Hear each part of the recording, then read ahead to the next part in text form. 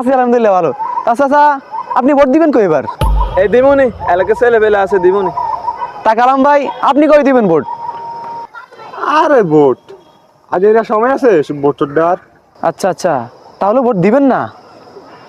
আচ্ছা চাচা আমাকে একটা কথা বলেন তো, শেষ কয় বছর আগে আপনি শান্তিমতো বাজার করতে পারছেন?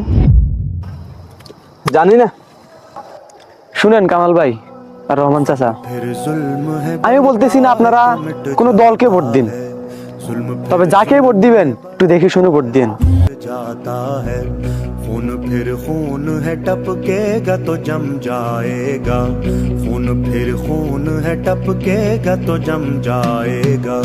खाके सहरा पे जमे या कफे कातिल पे जमे, फके इंसाफ पे या पाए सलासिल पे जमे, तेगे बेदाद पे या लाशे बिस्मिल पे जमे, खून फिर खून है टपकेगा तो जम जाएगा।